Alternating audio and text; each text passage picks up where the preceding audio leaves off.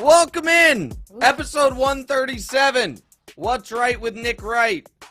My reliable co-host, DeMonze, still in Los Angeles, having meetings, finding apartments, calling me. Sorry, I'm going to air you out here, kid. Calling me to find out, hey, the guy is trying to tell me I need to get insurance on my mat. Don't get insurance on the mattress, kid. Don't do that. You would have recommended he do that? No, I recommend you not tell everybody's business. Oh, well, he's part of the show. It's part of it. He's doing great. He's crushing it out in L.A. Sitting in for him is his mom, my wife, Miss Danielle Wright. Dampu, you ready for today's show? Sure. Let's get this show on the road. Okay, all right. Here's what missed the cut. Here's what's not on today's show. Cam Newton throwing at Auburn's Pro Day. Odell and the Jets having mutual interest. I'm not so sure about that one. And Ja returning, coming off the bench against the Rockets. You know what? I know we said that missed the cut. Before we even get to what's actually on the show, you clapped for Ja. Tell me why. I'm a fan of Ja. I'm a fan of Ja, He's a great too. player. You know, I don't go about that outside life stuff. I just play the game. Yeah, no, you don't really care about off-the-court stuff. No, I don't. Can I show you, however, the shirt Ja's dad wore to the game? Let's see. So that's Ja's dad. That shirt says redemption. And that is a picture of Ja, I think, dapping up his dad. Uh-huh. You dislike, don't care. I don't care. Don't care. No, I don't. Just play ball. Just play ball. Who cares I what mean, you... Ja's not wearing it. His dad is. Yeah. To do with him. T. Morant has become part of this story. I'm not sure exactly what the redemption arc, how it works. But Ja's back, and I think the Grizzlies might win the West. All right, speaking of the Western Conference, there were some games last night.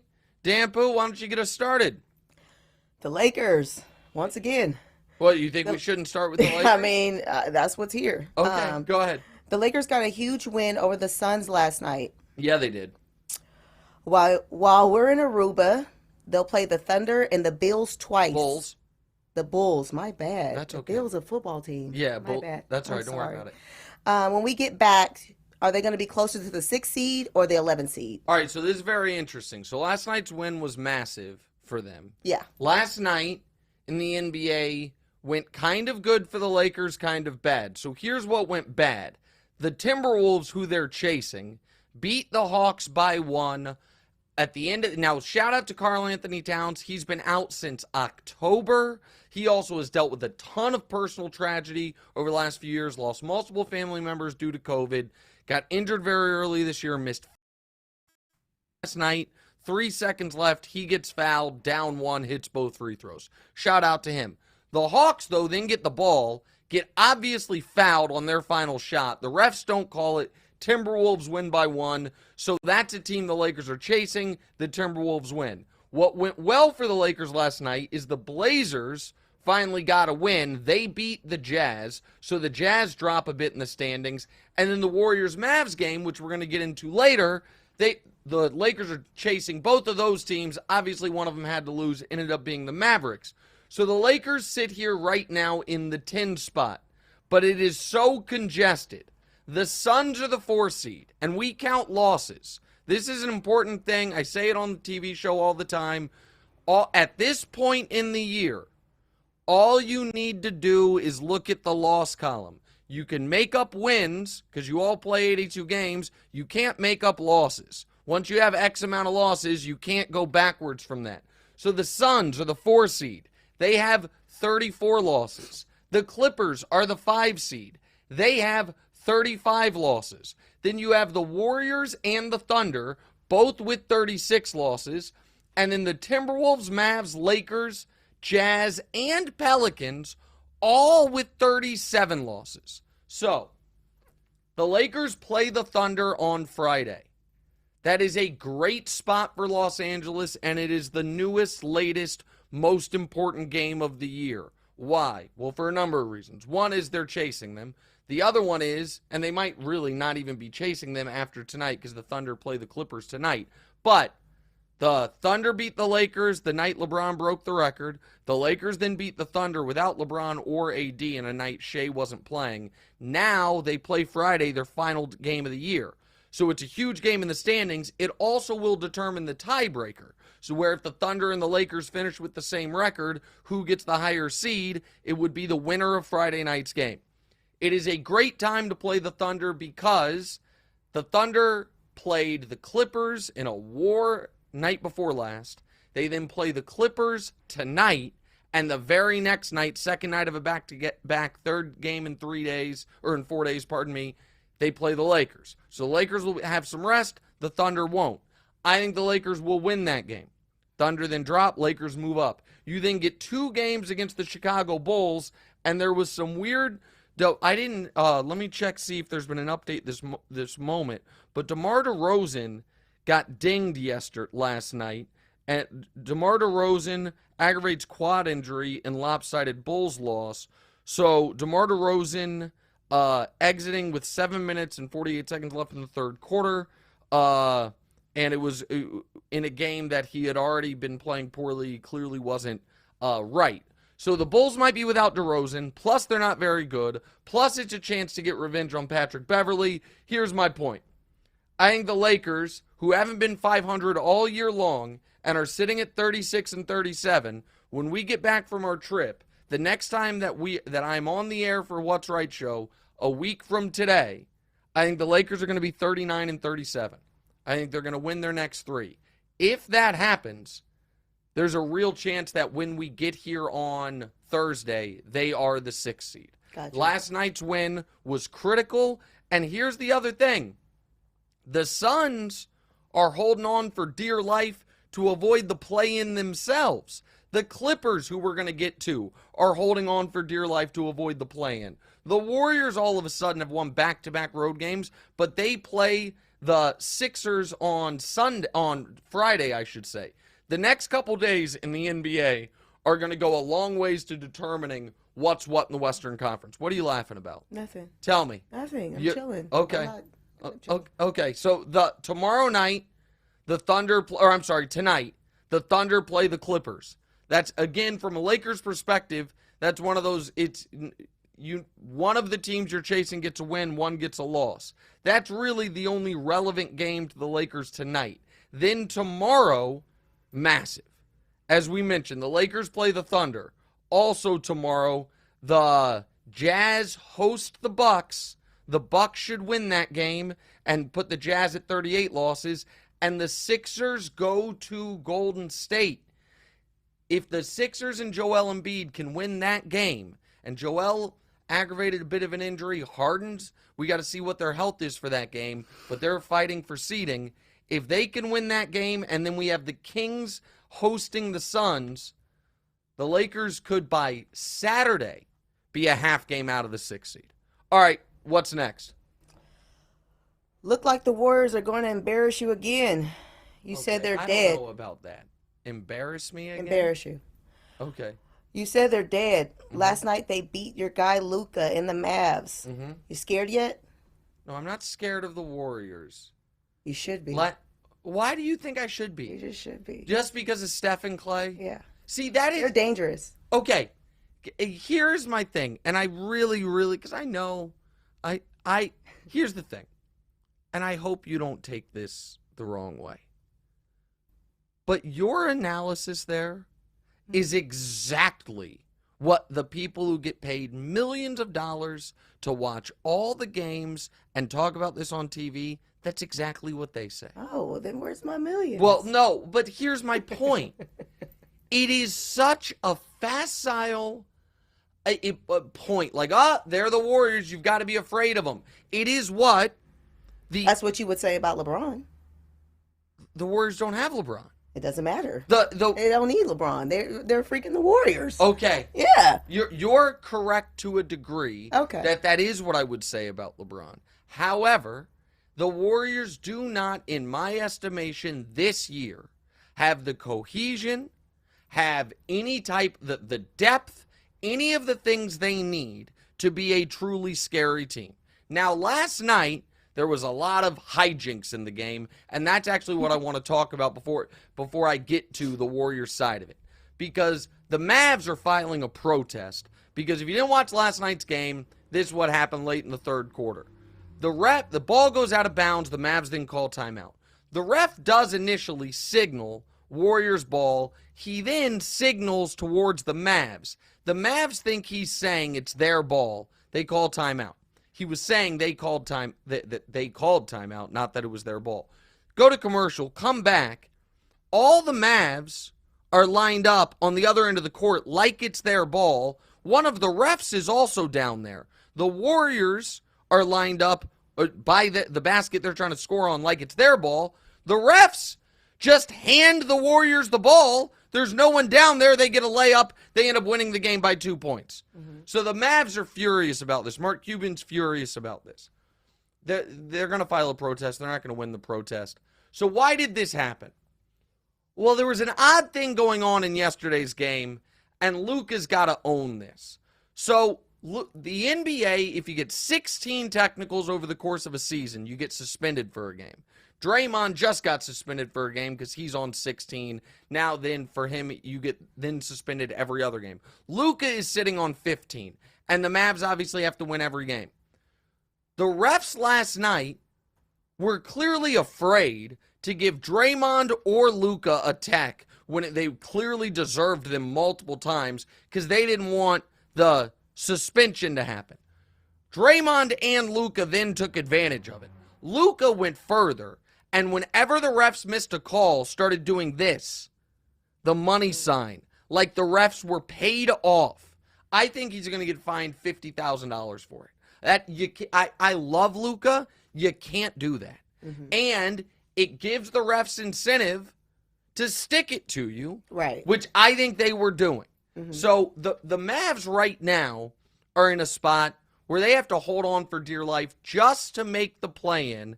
They're very fortunate they won that game last Friday against the Lakers. The Lakers blew. And for the Mavs now, I'll say this. If they end up the 8 seed, I think they absolutely can beat Dallas. But their defense at the rim is an abomination. There is no resistance at the rim, and it was a layup line for the Warriors yesterday. Now to the Warriors, that again, I'm told I have to be scared of. A Warriors team that has been the 4th worst road team on the year this season. A Warriors team that last night did not even have Jordan Poole, their newly minted $100 million man, in their closing lineup. Instead, they went with Dante DiVincenzo because Poole has been so bad defensively and making bad decisions. I have massive respect for Steph. And Steph has been great all year long. With that said, the Warriors have been a 500 team at every stretch of the season. And unlike the Lakers, who have been around 500 after the Lakers started 2-10 and then trying to get back to 500, they haven't gotten there yet. The Lakers can say, well, AD missed a month. LeBron is in the midst of missing a month. The Warriors were a 500 team in games Steph plays, in games he doesn't. Now, they do have San Antonio still on their schedule. They do have Portland in the final game of the year in a game that I think will mean nothing for Portland. But the Warriors are no more of a lock right now to make the postseason than the Lakers are. I understand they're a loss ahead of them in the standings. Also, if those two teams finish with the same record, the Lakers, because they've won the season series, have the tiebreaker there. I do not believe that this Warriors team has the juice this season, and I will go a step further on that. I think there was such an emotional toll in a positive way taken by them winning a title without Durant that they then understandably were already this year going to let their foot off the gas a bit. You then combine it with the fact that Draymond cold-cocked one of the players and the kind of long tail of that all year. I don't think they have it. It's a good win for them last night against Dallas. I've been wrong on the Warriors before, but I would expect when they play Philly on Friday night, assuming Embiid plays, they have no answer for Embiid, and they're then once again fighting just to stay out of the play-in. All right, next. Yes, time will tell. Time will tell. You believe in them. I believe in And them. you also like watching them. I love watching them. They're a good team to watch. They're enjoyable. Okay. You know? That's it. That's like the only Hate sports sauce. it's not hate sauce, and I've had to eat it when I've been wrong about them. Okay, well, What? nothing. Okay, Get ready to eat. Okay, go ahead. The cursed Clippers lost Paul George for the last 3 weeks. Yeah. Could they miss the playoffs entirely? 100% they could. Will they fall out of the play-in? No. But if they don't have Paul George for the play-in, they could lose play-ins or elimination games. They could lose any of those games and just be done. And so there's a Kawhi angle to this, and then there's a trade angle to this, which is also kind of a Kawhi angle. The Kawhi angle is I had to listen for the better part of a year that this guy was the best player in the league. After what he did in Toronto, then he goes to LA, best player in LA. I had to listen to all of that. Kawhi, it is now incumbent upon you. It is not fair to ask Kawhi if Paul George is done for the year to lead them to a championship. It is absolutely fair to say, Kawhi, make sure they make the playoffs.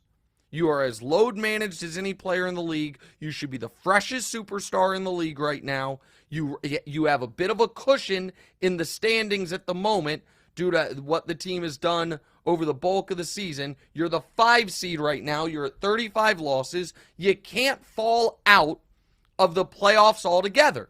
You just can't. And, by the way, the Clippers' schedule is not easy. As I mentioned, they host Oklahoma City tonight. Saturday, they host New Orleans. Monday, they host Chicago. That's the softest part. Then, their final 6 games, at Memphis again, at New Orleans, home for the Lakers, home for the Blazers. Again, the Blazers at that point might have packed it in. And then at Phoenix in the final game of the year that theoretically Kevin Durant could be back for. Big spots here for Kawhi Leonard. Now to the Clippers, the other angle of it. They are cursed, man. They have gotten, since they got Kawhi and Paul George, their first year together, they're up 3-1 on the Nuggets. They fall apart entirely. Their second year together, they look like they have a real chance of making the finals. Kawhi blows out his knee in round 2 of the playoffs. They end up winning that round anyway, but they lose, obviously, to the Suns in the conference finals. Then next year, Kawhi misses all year. Paul George keeps them afloat. They get to the play-in. Paul George is ruled out for the play-in due to COVID health and safety protocols, and their season ends. And now this year, when they look like one of the scariest teams in the West, they end up having to, they're not going to have Paul George for at least the rest of the regular season. Now we get back to how this whole thing started with them. That Paul George trade, I understand, I argued with Broussard about this, like, any team would make it. You traded for Paul George, you ended up, that was how you got Kawhi Leonard, got it.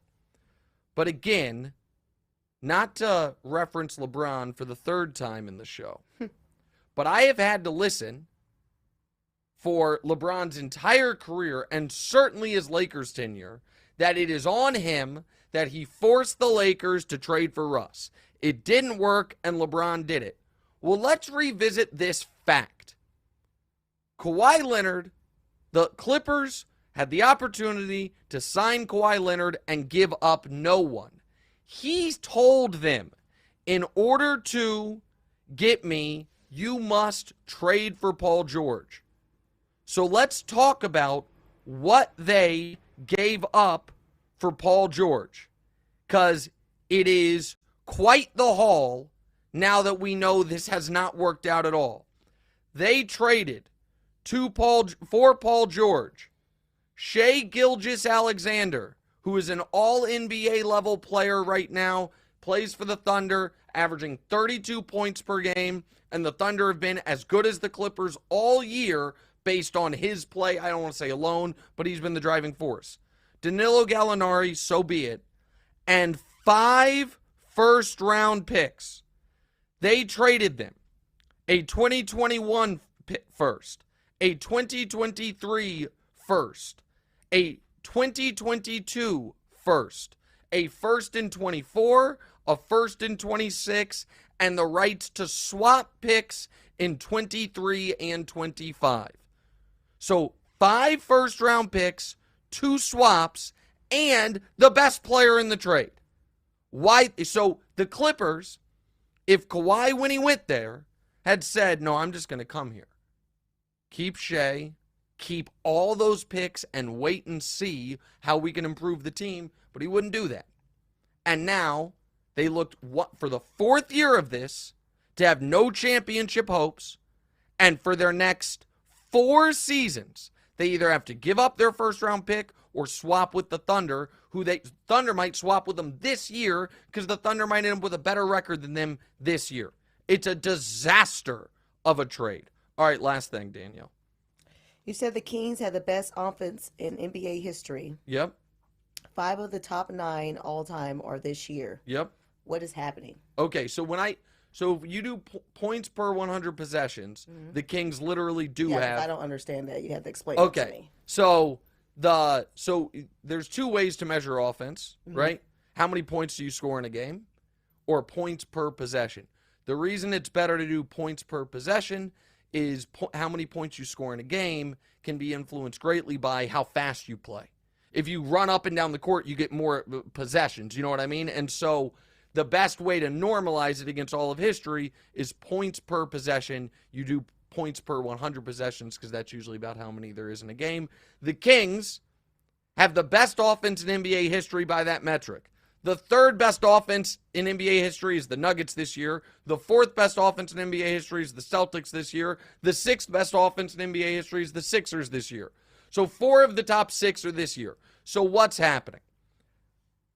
Old school folks are going to say nobody plays defense. That is flatly not true. Again, the NBA just announced that over the next few days, if you sign up for, here's an unpaid ad, if you sign up for NBA ID, you have access to all of the finals games. You can watch them in full from the 90s through now.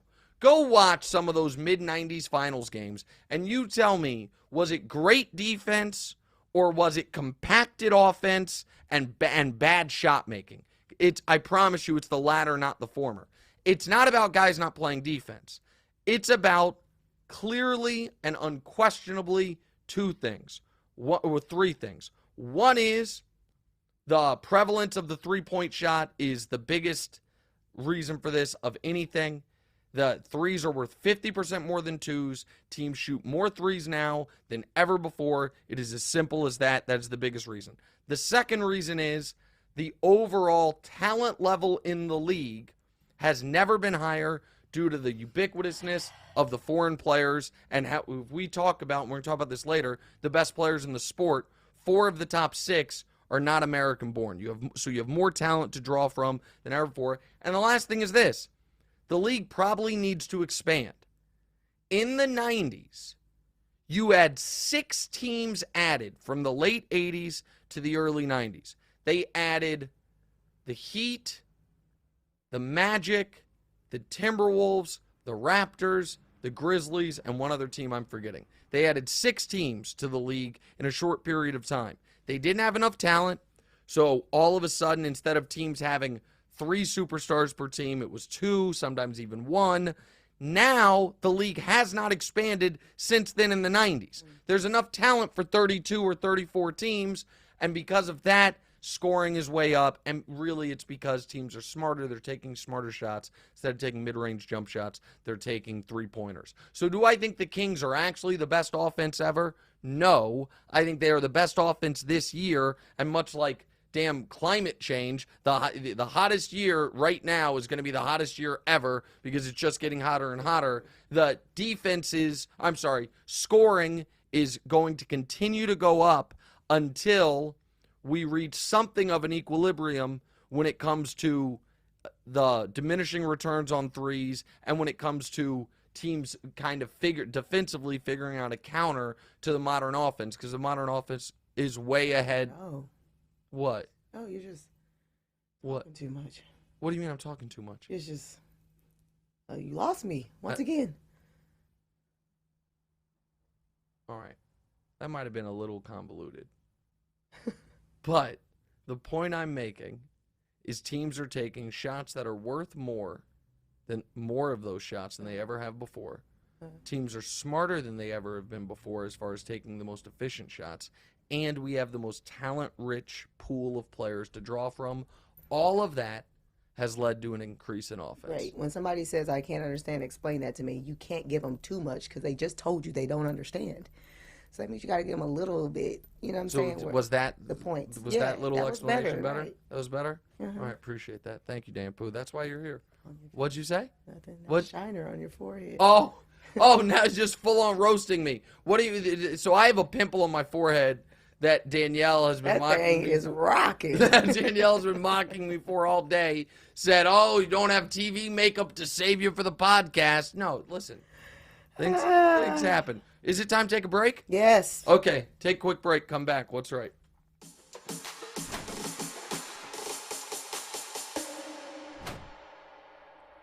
Welcome back in. What's Right with Nick Wright, episode 137. My wonderful wife, Danielle, filling in for my wonderful son, Demonte. How do you think all these wonderfuls? How do you think that first segment went? I think it went good. Oh, How do you feel about it? No, I mean, you're the boss. No, so, no. You just got. You know. I'm just the host. Oh. But What's Right with Nick Wright? Well, yeah. My name's on the show. Yeah. That is true. You know, Danielle was adamant. Danielle behind the scenes is kind of my biggest advocate, even though in front of the camera sometimes she seems to just want to crush me. That when we were gonna start this podcast for Fox, Danielle was adamant that it has to be called What's Right. Yeah. Because that's what the show, my radio show in college, Kansas City, and Houston, and even on Mad Dog Sports Radio. I guess in Houston it wasn't called What's Right. Because no, it was because I had a co-host, because it was with John Lopez. It was called In the Loop. But then the national show I did on the weekends was called What's Right, and all of these have been called What's Right. So Danielle was adamant that I keep the name. And maybe, maybe one day it'll be What's Right with Nick Wright and family. Or What's Right with the Wrights. What's Right with the Wrights? Oh, that would work. But my regular, Demonte was so damn attached to that Bird last name. I mean, who wouldn't be? I dumped my middle name for it. That's true. That is true. When Danielle and I got married, Danielle took my last name, but then just moved her maiden name, which is Bird, which is Demonte's last name, to the middle. Right. Yeah. No, it's a good last name. I mean, he's still a Wright though. Yeah, I know, but it doesn't. Okay. It doesn't quite have. It doesn't have I think with Wright and family, with Wright and friends. I'm not sure. We can figure it out. I don't know. That sounds kind of lame. Okay. All right. Let's get to the show. What are we doing here? Oh. Yeah, your part. Yesterday, when you should have been helping me pack for our trip. Yeah. You came up with a fake basketball game. Yeah, I did. Who wins your dumb fake basketball game? Okay, so the World Baseball Classic was a huge success, and it was because the players were invested. Mm-hmm. So I said, how can we recreate this on other levels? And the NBA All-Star Game was a travesty this year because none of the players cared. So here was the idea. Tell me before I even show it to you if you like this idea. The NBA All-Star Game, it's just like the best 30 players in the East versus West. It used to be, and now they pick sides. Uh-huh. The U.S., the best players, American-born players, on one team for the All-Star Game, against the best international players, the best foreign-born players. I thought that would raise the stakes a bit as far as guys having pride and caring about it. Before I show you the rosters, do you think that would work? No. Why? I just don't like it. Why? I mean, we're all one. Just put us all together. I understand, but the World Baseball Classic, it was country. It's like the Olympics. You play for your own country. There's not a bunch of people from one country when it comes to the other countries. For basketball, right? Exactly. That's why you have to do international. No, that's not fair. All the U.S. get to be together, and then there's all these different guys from different countries over here. It doesn't make any sense. It makes a lot of sense. Okay, whatever you say. Okay, all right. Well, let me show it to you. Okay. We're going to discuss this here. I think we can show it to you. If not, I can just tell everybody what the teams looked like. So here's what. Here is where what I had it at. I guess we don't have the graphic for you. My apologies. But I can. So Team USA would be. Here's their 12. LeBron, Steph, Durant, Tatum, Ja, Anthony Davis, Dame, Donovan Mitchell, Devin Booker, James Harden, Kawhi Leonard, and De'Aaron Fox. They already won. Well, listen to the other side. The other side has Giannis, Embiid, Luka, Jokic, SGA, Shea, the guy we were talking about earlier. The world's starting five is better than the U.S.'s starting five. Giannis, Embiid, Luka, Jokic, and Shea versus LeBron, Steph, KD, Tatum, and Ja. They have a better starting five. Where they get hurt is their depth. After Shea, you have Domantas Sabonis, who was born in the States but has Lithuanian citizenship through his dad. Pascal Siakam, Lauri Markkanen, Jamal Murray, OG Anunoby, Franz Wagner, and Kristaps. The U.S. has more depth, but if we were right now, the top 4 MVP candidates for this year are probably all on the world team. Right now, I think the MVP voting would go Embiid, Giannis, Jokic, Luka. And Shea might get some MVP votes. So I think the guys would have enough pride and they would play harder. The thing with the All-Star game is you need them to play harder. So let me ask you this. If you don't like my idea, I'm putting you on the spot here if you don't mind. How would you make the NBA All-Star game? How would you incentivize the guys to care about an exhibition game that doesn't count for the standings or a championship so they play hard the way they did once upon a time? What do they get paid to play the All-Star? They don't. Okay. Pay them. Is it simple as money? Simple as money. How much are you going to pay them, though? I don't know. I just pay them money where it's worth it, where I'm going to play like I'm supposed to play. It's a lot of money. It's a lot of money. Yeah, but then you sell the tickets more, you do everything more. You know what I'm saying? You figure out a way to pay the players. All right, Danielle's idea is pay the players more. I like my idea. U.S. versus the world. Of course you do. Well, yeah. I mean, it's my idea. Of course I'm going to like it. All right, what are we doing next? Oh, new game. Yeah. Nick Fixes. Yeah, go ahead. You get 3 moves per team. Okay? We got 5 teams here. We're starting with the Panthers. All right. So how would I fix the Carolina Panthers? Well, they put themselves in a brutal spot. The first thing I would do, if I could, is undo the trade I just did. But they can't do that. Okay? So since they can't undo the trade they just did, which they treated this year's draft like Caleb Williams is in it, like a can't miss, got to have number 1 quarterbacks there. That's not the case. But because of that, you got to deal with where you're at. So the first thing I would do is I would draft CJ Stroud. That's the first thing I would do. Because Bryce Young's too small. Anthony Richardson maybe has the highest ceiling, but they want a guy who can play immediately because they don't have their pick next year. The next thing that I would do, if I were them after drafting CJ Stroud, is, this one's tough. Because you got to somehow recoup offensively the loss of DJ Moore to help CJ Stroud out. I would call... What? Get to it. I'm thinking. I'm trying to do this right. Goodness, I would call Tampa about Mike Evans and see it, and I'd be hesitant to lay out more draft capital, but I want you have no incentive to be bad next year. I want to give my team a chance to or CJ Stroud the best chance to be good immediately. I need a receiver. I'd see if I can give up a 4th round pick for Mike Evans. And the last thing that I would do if I were the Carolina Panthers, gosh darn it, is in this year's draft, I would try to trade back as much as I can to recoup some picks. This is a tough one to fix because I think they made a big mistake laying out all that draft capital, move from 9 to 1. But that's what I would do if I were them. All right, what's next, Danielle? The Cowboys. The Cowboys, I don't think, need a ton of fixing. I like their addition of Brandon Cooks. I like what they have done, obviously defensively. And I understand that this is probably going to be an unpopular thing, but you can't let the sunk cost fallacy kill you. You can't be like, we made a mistake on Zeke. We paid Zeke. What do we do now? Here's what I would do if I were the Dallas Cowboys. I would draft Bijan Robinson in the first round, the running back out of Texas.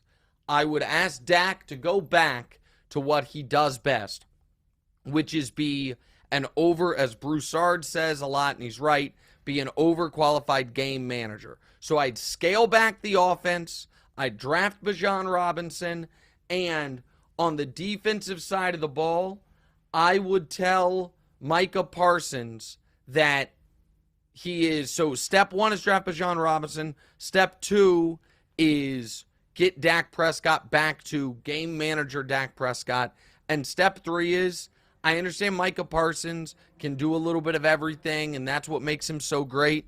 Micah Parsons is a permanent pass rusher.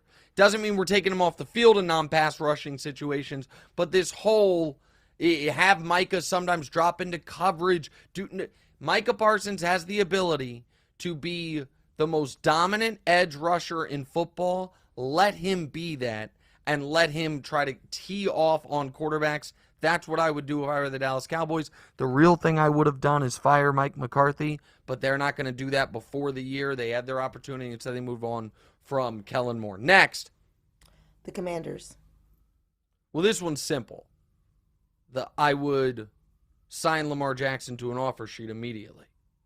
I mean, that one, they have the 16th pick this year. I would wait until after the draft. In the draft, I would, if he's there, I would draft Quentin Johnston, the kid from TCU.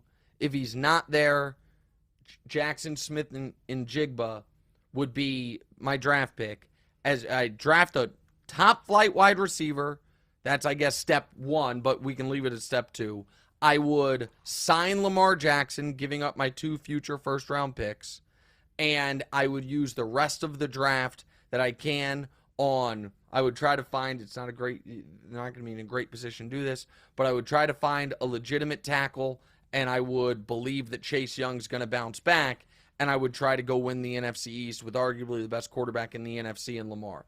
The Commanders are in a weird spot because they're selling their team, but signing Lamar, drafting a receiver, using the rest of the draft to supplement your offensive line, your secondary, that's what I would do. That to me is the easiest, most obvious fix. Next. The Ravens. All right, this is assuming they lose Lamar. So assuming, if you're the Ravens, assuming you lose Lamar, the first thing I would do is call San Francisco and see if they have soured on Trey Lance. Trey Lance, if they want to roll with Brock Purdy, if they want to cut their losses there, I would call San Francisco about Trey Lance. That's the first thing I would do. The second thing I would do with my increased draft capital is trade, because you're getting draft picks because you're letting Lamar go, trade for DeAndre Hopkins. You can get him for your second-round pick, and now you have extra picks. And the last thing that I would do if I were Baltimore is really just hope and pray the Steelers stick with Kenny Pickett. Because if they do, they are going to be, oh, you know what? Just hope and pray the Steelers stick with Kenny Pickett. That's what I would do. That's what I would do for the Ravens. Last one, Danielle. The Bills. Bills are in a weird spot where they've got to decide, are we going to go further all in on this moment, or are we going to take a momentary step back? I don't think they can afford to take a momentary step back. They gave Von Miller all that money. If I were the Bills, I would sign Frank Clark, great Chief, 2-time Super Bowl champion with the Chiefs. Give Frank all the credit in the world, but he's gone now. He has not been great in the regular season. He absolutely has been dominant in the postseason. The first thing I would do is sign Frank Clark. They are another team that if he's available, if the Cowboys don't draft him, if I were them, I would draft Bijan Robinson so you can have a legitimate pass rush, and I would show Josh Allen. I would make a super cut. So step 2 would be draft Bijan Robinson. And then I would make a super cut of Josh Allen's most ridiculous mistakes from last year and make him watch them every day. Be like, buddy, we know you have a rocket arm. You've got to reel it in to a degree because your mistakes killed us. He doesn't have to be a game manager. He's too talented for that. But you can't have him being as reckless as he was last year, and you've got to I tell Ken Dorsey, we can't have this is one of the reasons draft Bijan Robinson. You can't have our running game just be putting our quarterback in jeopardy time after time after time. He's got to reel back the running a bit and reel in the mistakes a bit. All right, Dampu, you don't really love football, and that was a very football-heavy segment. Yeah. So I would like to know, what would you like to fix? Non-sports world. Oh. You had an idea earlier. Communication. Okay, explain that. How would you fix it? Communication has gotten off a lot. I think the text messaging and the dating online and all that stuff has messed up a lot of the world. I think people aren't actually having conversations to actually figure out what somebody really means when they're saying something, or even if you actually like this person, because you can fake type shit all day, act like you're somebody that you're not. My bad, I said a curse word. That's okay. But yeah, I think communication is really bad right now. I think the pandemic also made it worse, and we need to go back to it. So when you say, so there's the dating part of it, then there's the text messaging part of it. Mm-hmm. You think that there should be nothing serious or something that takes more than one screen of words should ever be communicated via text. Exactly. It's like if you text somebody and say, hey, can we have a conversation? And somebody, takes it further about what you say a little bit, but we're not going to text about it. It's like people are now like sending you whole books like, bro, give me a phone call about this. This is crazy. I'm not going to respond. Can I text you in a minute? Can I call you in a minute? It's just, I think the communication sucks. We need to start talking to each other again. And it's also making these men and women go on these dates and meeting up with people that just doesn't make sense. Aren't you glad we don't have to worry about that? I'm very glad I don't have to worry about that. I'm so glad. But I rather have, if I was a single woman, I want a man to approach me face to face. I think guys are afraid to do that sometimes. Yeah, but that's the reason why men are getting weaker. Oh, wow. Okay, well now men are getting weaker overall? Yeah. Oh, yeah. we might be going off the rails. Go ahead. Women are playing more of a part of the man these days. It's just like it's because we're trying to do the things that we want them to do when we shouldn't be doing it at all. All right, that's a preview of Bird's Thoughts, a podcast coming from Blue Duck Media in the summer of 2024. Be on the lookout for it. Danielle and I both answer viewer questions next. What's right?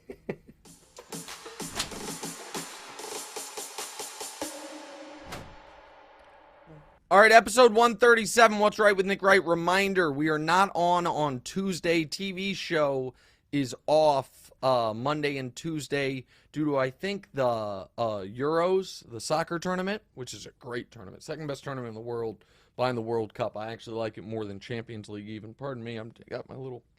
You want some water? Me. No, I'm good. I got my coffee right okay. here. Thank you, though. So we're off Tuesday. Thursday, DeMonze will be back in the seat. Yay. Thursday, DeMonze will be back from his trip from L.A. before he officially moves to L.A. And right now, and you can still submit them to the questions in the chat if you're watching live on YouTube, and we'll answer some of them. By the way, speaking of DeMonze, I'm told the Blue Duck squad found DeMonze in L.A. again. Remember? Yeah. The first time they found him, they saw him put him on the Hollywood sign. Here, he's in front of, is that the Chinese theater? He's got some In-N-Out burger. He's got an Oscar. I know DeMonte ate In-N-Out burger. Man, I don't eat, the only thing I don't eat is cheeseburgers. And In-N-Out Burger's the one exception I make. And DeMonte's hat says avocado toast. He found. So speaking of that, Sam Dunderdale says, question for both of you. What will you miss most with DeMonte moving to LA? Oh my gosh, so much. He has been my right-hand man. Nick is always busy, so DeMonte has been helping me if we need to pick the girls up or babysit, any of that. Like, DeMonte has been the help of the house, right? I think he's been great. Great. He obviously helps with this podcast. I'm going to, it's been, because DeMonte, when we first moved to New York, was in college in California. Yeah, California. And then he came back, and then he was in Houston and Kansas City for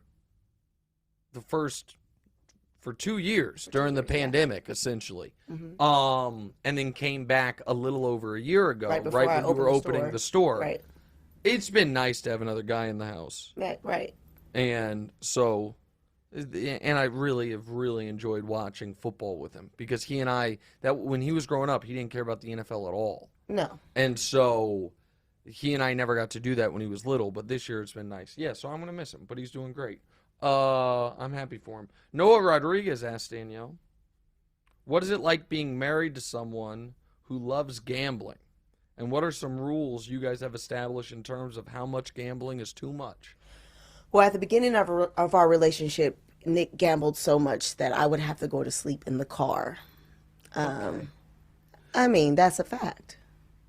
Well, yes, Danielle would come with me to the casino where I would play poker. And I would play blackjack for like an hour, and then you would not be done. I would wait around for like an hour, and you still wasn't done. And then it's like the third hour comes around. It's like, okay, I'm going to go in the car and wait for you. And you're like, okay, go ahead. Then I notice I've been asleep in the car for 2 hours. Yeah. So, yeah. Okay. It's not as bad as it used to be. I think we kind of like have it under control now. You don't do it like you used to. During the pandemic, during the beginning of the pandemic, I was playing a lot of online poker. Yeah. And that irritated irritated me. So I don't think, tell me if I'm wrong, you're less concerned. The dollars part of it has never really been an issue. It's time. It's the time, yeah. The dollars, because you don't, I wasn't with you when you would let the stuff get out of control.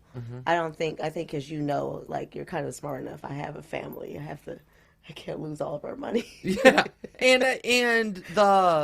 when it's not football season, I don't really bet sports. And you don't have many hobbies and like do other, so I guess I let you have that. I mean, I don't gamble, but I spend a lot of money on clothes. Yeah. Yeah. And that is... It is... I spend a lot of money on clothes. And that is all... But here's the thing. Danielle doesn't... she doesn't give me a hard time about playing cards. She doesn't...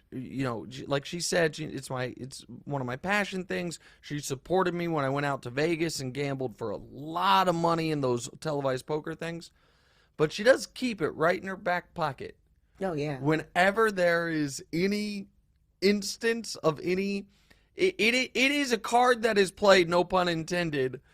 Anytime there's any question, I'm like, oh, is that new? When did you get that? It's always very close to the tip of the tongue of, oh, you can spend $5,000 on poker, and you give me a hard... Yeah, so at least what I spend my money on is on my back. All right, next question. Capri Johnson, for me. Nick, why do you feel like you should be a voter for NBA awards? Folks might feel like you're just going to be biased towards LeBron. I feel like I should be a voter for the NBA awards because there are 100 plus people who have votes. And you cannot convince me that there are 100 plus media members who watch more NBA than me, who know more about the NBA than me, who care more about the NBA than me. It's obviously not true. Yeah. I am obviously one of the 100 most qualified people to vote on these awards. And when it comes to contracts, incentives, being eligible for Supermax, those things being tied to the awards, you should have the most qualified dedicated voters possible. Instead, I feel like, I think it's kind of outrageous when I hear some of the new people who have gotten votes that the NBA has not approached me about it. I don't know what more I could do to demonstrate my knowledge and to demonstrate my passion for the league. And so we joke about it on the TV show, but it does. No, you want it too bad. It does, yeah, and it does bother me. You should want the most qualified electorate, if you will, possible. And I'm clearly in that. And so why do I think I don't have a vote? Well, I've never been a writer. And historically it was just writers, but now it's not just writers. Broadcasters have gotten votes. Podcasters have gotten votes. The ones that's been in the game longer, or what? How does it A go? lot of them, like Broussard's got a vote. He deserves a vote. Yeah. But and would I be biased? I wouldn't towards LeBron. I would take it very seriously. Now, here's the benefit, speaking of the gambling, to not having a vote. Because I don't have a vote, I can gamble on these awards. And when Joel Embiid wins MVP, I'm going to make a lot of money because he was plus 350 10 days ago. And I saw this train coming down the tracks and bet it then. Oh, sorry about that. And alarm. That's to pay for parking. And now he's a minus money favorite. All right, Gabe Alvarez says, Danielle, when did you realize you fell in love with Nick? For me, it was when he called LeBron the GOAT. That's funny. Good job, Gabe. That's funny, Gabe. I fell in love with Nick on our first date. It took me a little bit over a year to go on a date with Nick. And on our first date, the first date, it was all in the same day. Beginning was when you met my children. And then later on that evening, we went to his godfather's restaurant, Anthony's in Kansas City. And when we got there, they were treating us like gold, like he was like part owner of the restaurant. And we sat in the corner where like nobody can see us. So we kind of like had our own private area. And it was kind of like the communication, like I was saying, like what people are slacking on these days. You basically wanted to know all about me, and we like made out the whole night. And, yeah, that is true. And talked and talked and talked for a few hours, and then you were very persistent on getting me after then when I kind of. Yeah, what'd you do for the next 4 months after that date where you fell in love with me? I didn't talk to you. She ran from me. Yeah, it was, I'm like I told you guys last show, Nick was my first white guy I dated, and he was younger than me, and he had a lot going on for his future. There was like so many flags that. Yeah, and you had seen my apartment. Oh, yeah, it was disgusting. It was like, this definitely is not going to be my man. It's nasty. But yeah, I fell in love with you on our first date. Thank you, Dan Pooh. Yeah, I think I probably fell in love with you a little before that. All right, Danielle, who do you think the NBA GOAT is? LeBron. Oh, what? You know what? I just fell in love with you all over again. All right, last one. Danielle, does Nick always have to have the last word? No. Oh, that's a surprising answer. I think I do. I mean, I think you do with everybody else. You try with me, but I don't allow it because I have to have the last word. Man, that is some self-awareness, and I appreciate that answer. That's why you go to therapy. Oh, this lady. Can I? 3 sessions. I'm about to say, I'm proud of you, and I'm happy for you. Well, I was kind of doing... I'm glad you're doing it.